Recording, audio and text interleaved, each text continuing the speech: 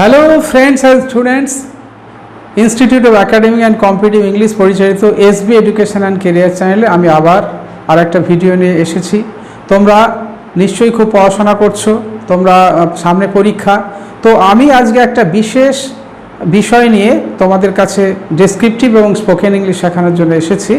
তো ডেসক্রিপটিভ এবং spoken English ক্ষেত্রে দুটোই ব্যবহৃত হয়। আমি মডালগুলো আগে ইউজ করেছি, ব্যবহার শিখিয়ে দিয়েছি ইউজ করে, এবং কি কি মডাল আমি আলোচনা করেছি।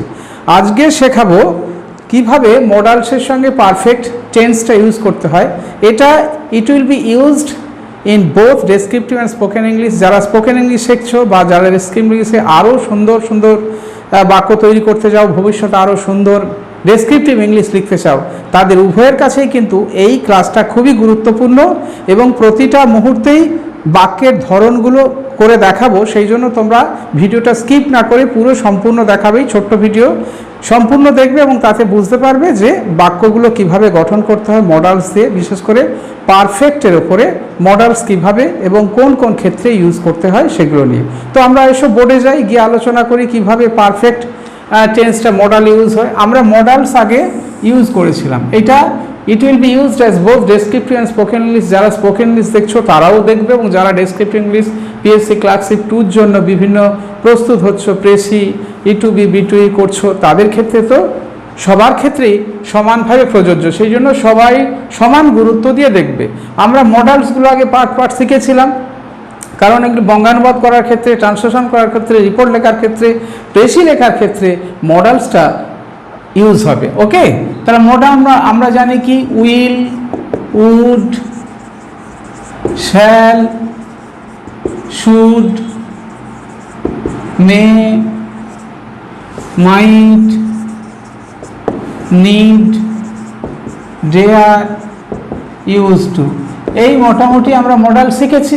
ঠিক আছে, এই মডালগুলো আমরা শিখেছি। মডালগুলো কি কি কাজে ব্যবহার করা হয়, কি কি ভাবে ব্যবহার করা হয় সেগুলো আমি শিখেছি। যারা নতুন, যারা দেখতে চাও তারা আমার আগের ভিডিওগুলো দেখে নেবে, লিঙ্কে গিয়ে আগের ভিডিওগুলো দেখে নেবে, তাহলে তোমরা বুঝতে পারবে। ওকে, তা আজকে আমি মডালসের সঙ্গে আমরা পারফেক্ট টেন্স কীভাবে ইউজ হয় দেখাবো। যেমন আমরা জানি আমি যাব, ইংরেজি কি তোমরা ভালো করে লক্ষ্য করো। আমি যাব, আই শ্যাল গো। এটা মডাল। যদি মডাল হয় তাহলে সেক্ষেত্রে কি হবে, আই শ্যাল। যদি পারফেক্ট হয় তাহলে আই শ্যাল হ্যাভ গান।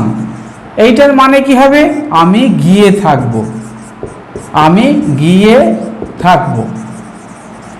তাহলে এর মানে হবে আমি গিয়ে থাকবো। তাহলে মডালসের পারফেক্ট টেন্সে এইটা মিনিং হলো আমি যাব, আমি গিয়ে থাকবো। ঠিক আছে, তোমরা তুলে নিয়েছো?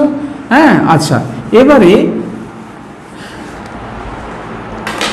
তাহলে আমি কাজটি এই যে উদাহরণ দিয়ে বোঝাচ্ছি, করতে পারি। ইচ্ছা, তাহলে I may do the work. ঠিক আছে, আমি কাজটি করতে পারি। এবার এক্ষেত্রে যদি আমি পারফেক্ট টেন্স ইউজ করি তাহলে সেক্ষেত্রে কি হবে, আমি কাজটি করে থাকতে পারি। তাহলে এক্ষেত্রে কি হবে, I may have done the work. তাহলে এখানে মে হ্যাভ ডান, যেহেতু V3 হয়ে গেল, H3 হয়ে গেল, এখানে V3 হবে এই নিয়মটা। সুতরাং may have done the work মানে এর মানেটা কি হবে, আমি কাজটি করে থাকতে পারি। এই বাংলাগুলো কিন্তু তোমরা বাংলাগুলো সাথে সাথে ট্রান্সলেশনটা কি হয় সেটা কিন্তু তোমরা একটু দেখে নেবে। ওকে, নিশ্চয়ই তোমরা তুলে নিয়েছো এবং তোমরা বুঝে নিয়েছো। ওকে, তারপরে এইখানে আমি যদি এইখানেও তাই একই ব্যাপার, ক্যান দিয়ে I can do the work, আমি কাজটা করতে পারি। এইখানে হবে আমি করে থাকতে পারি, I can have done the work.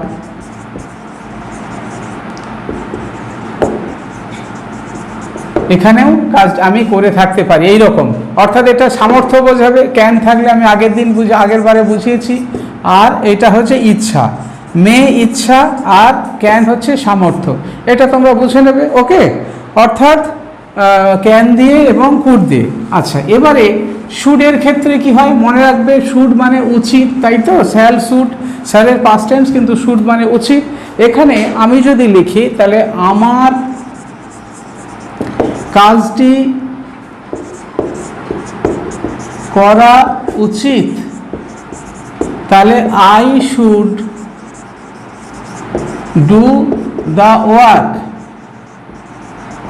Okay, আমার কাজটি করা উচিত। এবারে আমি অতীতকালে কি বলছি, এখানে অতীতকালে বোঝাবে আমি বা আমার কাজটি করা উচিত ছিল, তখন হবে I should have done the work. তাহলে আমরা কি বুঝলাম, যা একমাত্র উচিত ছিল অতীতকাল বোঝালে, তাহলে এই should have done the work মানে আমার কাজটি করা উচিত ছিল অতীতকাল, ঠিক আছে। তেমনি আই শুড হ্যাভ গান দেয়ার মানে শুড হ্যাভ গান দেয়ার মানে আমার সেখানে যাওয়া উচিত ছিল। এটা কেন বোঝাচ্ছি, যে ক্যান, উইল এগুলো দিয়ে কি প্রেজেন্টের ফর্ম বোঝালো। I will have done it মানে আমি এটা করে থাকবো, হ্যাঁ। I would have done it মানে আমি করতাম, এইরকম বোঝাবে। কিন্তু আই শুড হ্যাভ ডান গান দেয়ার বা I should have done the work মানে আমার কাজটি করা উচিত ছিল, অর্থাৎ উচিত অর্থে বোঝাবে। তেমনি তাহলে তোমরা নিশ্চয়ই তুলে নিয়েছো এটা বা বুঝতে পারছো, হ্যাঁ, না হলে একটু পজ করে তুলে নেবে। তেমনি আবার আই মাস্ট হ্যাভ গান দেয়ার, তার মানে আমার সেখানে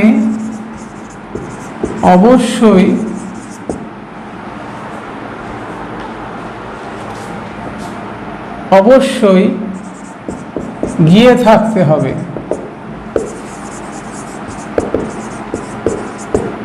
ঠিক আছে, কিন্তু আরেকটা বাক্য আছে এই মাস্ট হ্যাভ দিয়ে, এইরকম বাক্য আমরা ট্রান্সলেশনের ক্ষেত্রে এইরকম বাক্যের মুখোমুখি হই, যেমন তোমরা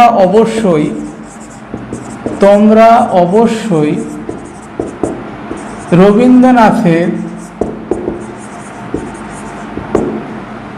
নাম শুনে থাকবে। এই ধরনের বাক্যের ক্ষেত্রে ভালো করে এটা খেয়াল করবে, এই ধরনের বাক্যের ক্ষেত্রে তোমরা এইরকম ট্রান্সলেশনে প্রায়ই থাকে, বিশেষ করে পিএসসি ট্রান্সলেশনে বা মিসলেনিয়াস বা ক্লার্কশিপ পরীক্ষার ট্রান্সলেশনে এইরকম ট্রান্সলেশন অনেক থাকে, যে তোমরা অবশ্যই নিউটনের নাম শুনে থাকবে, তোমরা অবশ্যই রবীন্দ্রনাথের নাম শুনে থাকবে। এক্ষেত্রে ইংরেজি কি হবে, you must have heard the name of Rabindranath Tagore। ঠিক আছে, অর্থাৎ এই রকম যদি কোনো অতীতের কথা বলা থাকে তাহলে এখানে কি হবে, অতীতের কথা বলা থাকবে, অতীতের কথা, এটা মনে রাখতে হয় ভালো করে, অতীতের কথা থাকবে, যে তোমরা অবশ্যই। কিন্তু আমরা এই বাক্যটা দেখে মনে হচ্ছে যে এটা ফিউচার টেন্স, কিন্তু তা নয়, এটা অতীতে শুনে থাকবে। অর্থাৎ you must have heard the name of Rabindranath Thakur, তোমরা অবশ্যই শুনে থাকবে, মানে আগে শুনে থেকেছিলে। তো এই বাক্যটা খুবই গুরুত্বপূর্ণ, এইটা তোমাদের মনে রাখতে হবে, এটা প্রায়ই আসে বিভিন্ন ট্রান্সলেশনে বিভিন্নভাবে। তাছাড়া এই বাক্যটা তোমরা অবশ্যই মনে রাখবে। তাছাড়া ধরো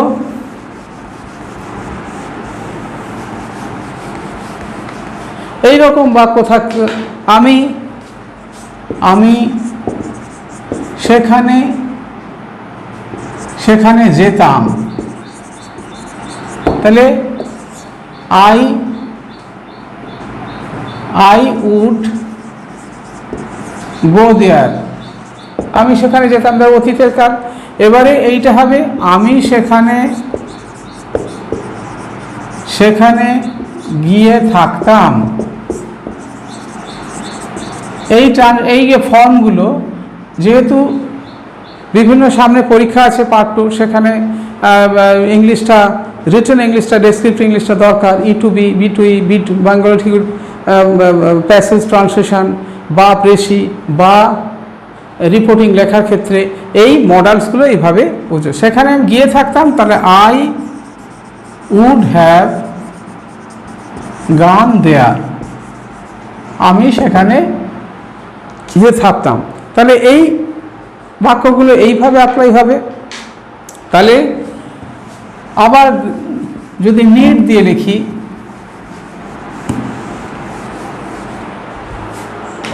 নিড দিয়ে, তাহলে you need not do it, তোমার এটা করার দরকার নেই, প্রয়োজন নেই, তোমার এটা করার দরকার নেই। এইটা কি হবে? তাহলে ইউ পারফেক্টে কি হবে? নিড নট হ্যাভ ডান ইট। তাহলে এটা কি? তোমার এটা করে থাকার দরকার নেই। তাহলে যেহেতু আমি এই পারফেক্ট টেন্সটা ইউজ করেছি, আমরা জানি পারফেক্ট টেন্সে হ্যাভ ইউজ হয়, আর সব সময় মডালসের পরে, তোমরা মনে রাখবে মডালসের পরে সব সময় হ্যাভ হবে, ঠিক আছে? মডালসের পরে কখনো থার্ড পারসন হলেও হ্যাজ হয় না, ঠিক আছে? তাহলে need not have done it মানে তোমার এটা করে থাকার দরকার নেই আর করার দরকার নেই। কিন্তু বলার ক্ষেত্রে আমরা অতটা ডিফারেন্স করি না, করার দরকার নেই বলি, কিন্তু একমাত্র টেন্স দ্বারা বোঝাতে হবে যে আমি করে থাকার দরকার নেই না করার দরকার নেই বলছি, ওকে? তেমনি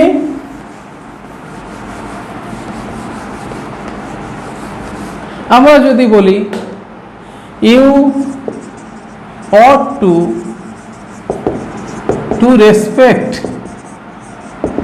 ইউর টিচার, তাহলে এখানে কি? তোমার শিক্ষককে শ্রদ্ধা করা উচিত। আর এটা যদি লিখি you ought to have respected your teacher, তাহলে তোমার শিক্ষক মশাইকে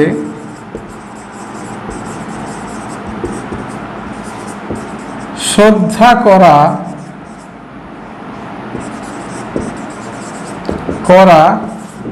উচিত ছিল।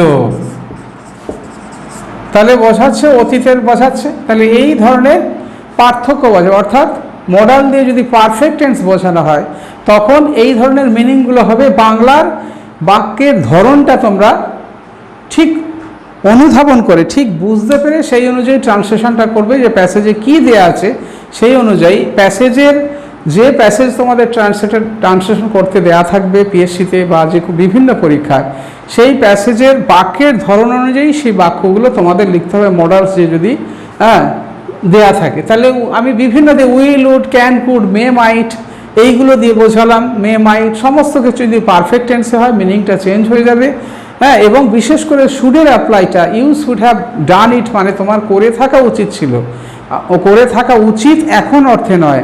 আর মডেলগুলো মিনিংটা কি? হ্যাঁ, ইউ ক্যান ডু ইট, যেমন you must do it, you must do it মানে তুমি অবশ্যই এটা করবে,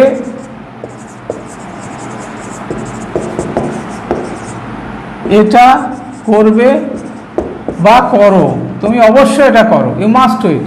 কিন্তু অর্থাৎ এটা ফিউচার টেন্স, এটা ইনডেফিনিট, প্রেজেন্ট টেন্স এটা ফিউচার টেন্স, এটা হচ্ছে প্রেজেন্ট টেন্স। কিন্তু আমি যদি বলি ইউ মাস্ট হ্যাভ